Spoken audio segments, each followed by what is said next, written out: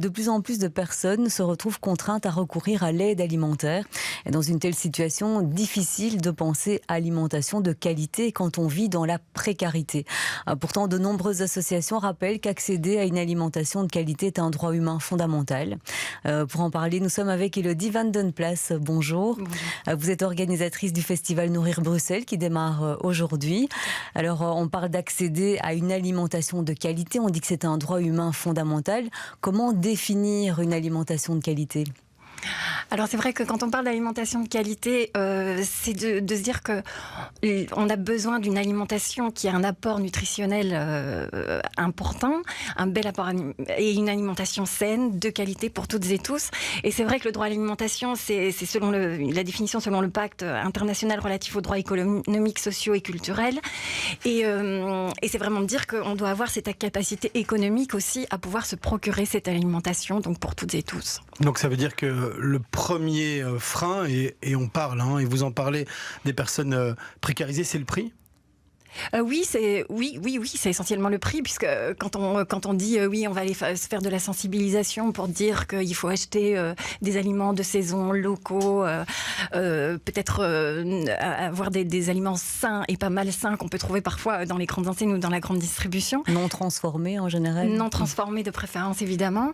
Tout cela, ces personnes le savent évidemment, mais l'accès est encore éminemment difficile. C'est pour ça que comme on n'a rien qui est mis vraiment de structurelles pour ces personnes, elles sont obligées d'avoir recours finalement à l'aide alimentaire qui sont, il faut quand même bien le dire, c'est éminemment important, mais c'est toujours une solution qui est plus d'urgence évidemment, et sur le long terme, l'idée c'est de se dire mais comment est-ce qu'on peut avoir au niveau structurel, au niveau de toute la société, permettre ce droit fondamental.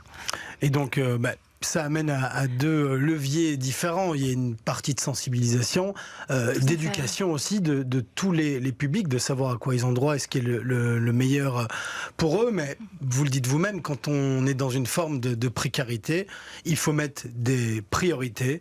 La priorité, souvent, c'est d'abord de se loger. Et après... ce qui reste, on l'utilise dans la nourriture au meilleur escient possible, mais c'est pas toujours le plus sain. C'est ça, oui, c'est de dire aussi que l'alimentation, c'est plus une variable d'ajustement en fait. C'est souvent ce budget-là qui est rogné auprès des ménages, et c'est de se dire comment est-ce qu'on peut favoriser cet accès à tout le monde. Donc c'est pour nous super important. C'est la 3e édition du festival Nourrir Bruxelles, que je rappelle donc commence aujourd'hui et qui se termine ce dimanche.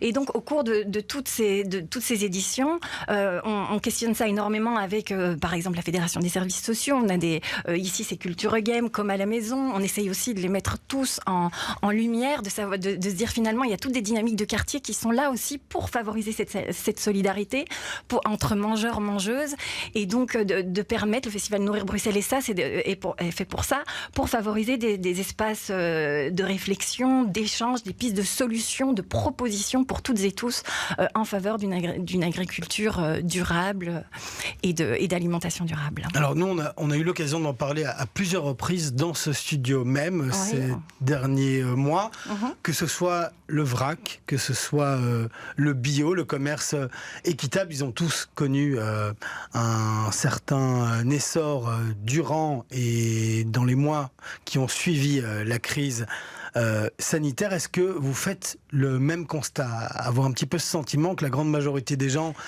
ont été touchés dans ce qui était plus local, mais que malheureusement la machine a repris la route et on a tous tendance à un petit peu oublier? Oui, tout à fait. On l'a remarqué aussi parce que beaucoup de personnes sont allées directement s'approvisionner chez le maraîcher du coin, à la ferme du coin, auprès des GAC, des GAZA. Beaucoup se sont inscrits, ce qui est super important pour justement donner un prix juste aux agriculteurs, aux producteurs, productrices. Donc c'est vraiment une manière de pourvoir un salaire digne et respectueux de celles et ceux qui nous nourrissent. Et puis c'est vrai qu'après cette crise sanitaire, beaucoup ont repris leur habitude. On avait moins de temps, peut-être moins d'énergie aussi, on a repris son circuit classique maison vers le lieu de travail et on est retourné parfois vers d'autres enseignes. Donc ça, c'est sûr. Le festival Nourrir Bruxelles, c'est fait pour ça aussi, pour questionner nos modèles de production, de distribution, de consommation alimentaire. Donc avec tous des acteurs, que ce soit des acteurs culturels comme la compagnie Ad Hoc, Arsenic, qui sont à l'initiative, et puis d'autres professionnels du secteur comme Agroécologie in Action, Rencontre des continents. Donc c'est vraiment quelque chose de global et de systémique. Ouais. Alors, quand on parlait d'alimentation de qualité et qu'on disait que le premier frein pour les personnes dans la précarité, c'est le prix, comment peut-on faire structurellement? Sur quoi on peut agir pour faire diminuer les prix? Alors, y a évidemment beaucoup de choses. Ici, je pense qu'il y a le fait de dire que il faut que ce soit donc au niveau des mesures politiques, qu'elles soient prises vraiment à tous les échelons du pouvoir. Donc c'est pour ça aussi qu'on va avoir des débats qui questionnent la région bruxelloise, mais on est obligé de questionner ça en relation avec les autres régions de Bruxelles et à l'international aussi. C'est le fait de dire qu'aujourd'hui, finalement, tous les produits qui sont sains, qui sont cultivés,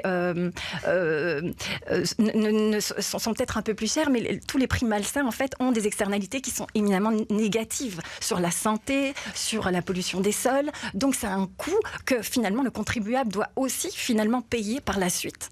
Donc c'est le fait de dire comment est-ce qu'on peut faire en sorte que les produits sains soient moins élevés et les produits malsains répercutent toutes les externalités négatives sur ces prix-là.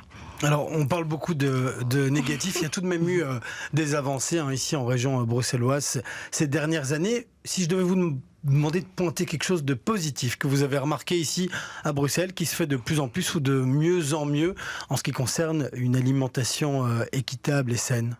Alors je dirais que c'est d'abord cette conscience. En fait, on voit que de plus en plus de personnes, évidemment, s'intéressent à cette thématique, ont envie de se mobiliser. Donc ça, c'est super important aussi. Réfléchissent, investissent les lieux de proposition. Donc ça c'est quelque chose d'hyper positif. On voit aussi de plus en plus de coopératives alimentaires qui explosent un peu partout, qui naissent un peu dans tous les quartiers. Mais c'est sûr qu'au niveau de cette précarité alimentaire, au niveau de voir l'alimentation comme finalement un levier d'émancipation, là, il y a encore beaucoup de choses à faire. Il faut le constater, le dire et le redire. C'est pour ça qu'il y a cette marche. Donc demain, prenez vos casseroles, on va crier et voilà. C'est la marche contre la précarité alimentaire qui est à 16h à la place Poulart. Voilà, et vous retrouverez toutes les informations sur le site du festival Nourrir Bruxelles. Merci beaucoup, Élodie Van Den Plas, d'être venue nous voir en studio.